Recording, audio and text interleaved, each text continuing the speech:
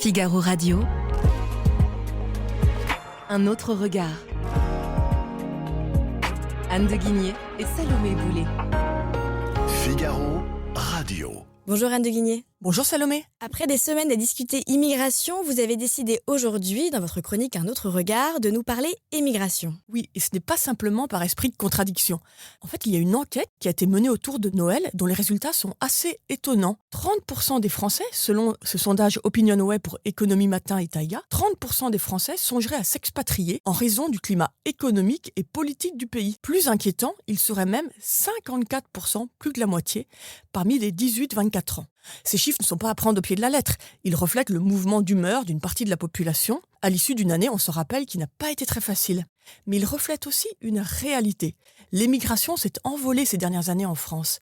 Et c'est un mouvement, je pense, qui dit quelque chose de puissant, à la fois sur l'état du pays et sur le sentiment de déclassement de sa population. Pourtant, il ne suscite aucun commentaire et bien peu d'analyse. Alors, une des raisons, c'est qu'il est difficile pour les économistes et les spécialistes de travailler sur les flux de départ, car il n'y a pas de données centralisées. D'accord Anne de Guigné, mais vous avez bien trouvé quelques chiffres pour étayer votre propos, non ? Oui, je ne me permettrai pas de me lancer sans données. Il y a des sources, et ce qui est intéressant, c'est qu'elles convergent. Vous allez voir, c'est des sources sérieuses. Nous avons d'abord les Nations Unies. Selon leurs dernières statistiques, qui datent de 2019, 2 millions de personnes nées en France seraient installées à l'étranger, alors qu'elles n'étaient 10 ans plus tôt que 1,5 million. Ensuite, l'INSEE.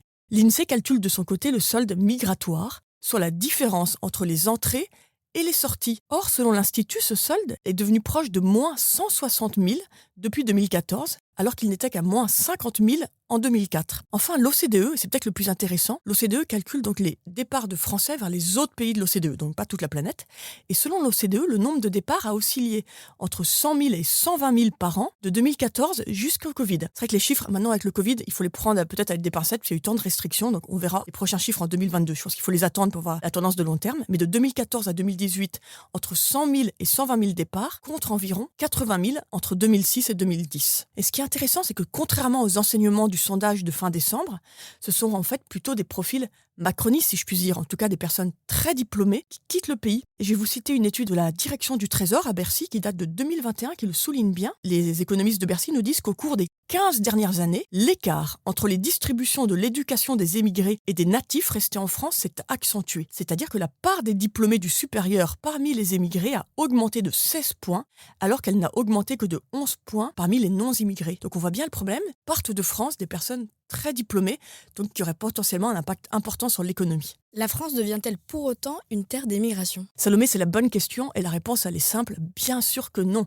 La France n'est pas une terre d'émigration. Malgré ce sursaut récent, les politiques devraient se pencher sur cette augmentation parce qu'elle dit quelque chose du pays. Il ne faut pas tout mélanger. La France n'est pas du tout une terre d'émigration. Même à contrario, le pays affiche parmi dans tous les pays européens et même de façon plus large occidentaux un des plus faibles taux d'émigration depuis des décennies, voire des siècles.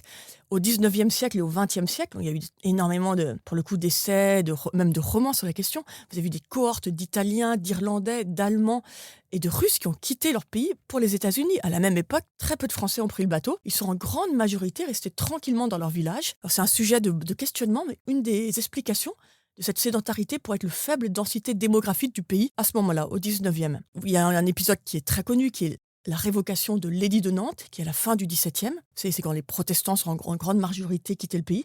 Donc là, c'était un grand épisode d'émigration qui a causé le départ, selon les calculs de Vauban, d'entre 80 000 et 100 000 personnes. D'ailleurs, les évaluations actuelles ont largement revu à la hausse ces calculs de Vauban. Mais voilà, pour dire, ça, c'est un grand épisode d'émigration en France, mais on remonte à la fin du XVIIe. Depuis, l'émigration reste faible.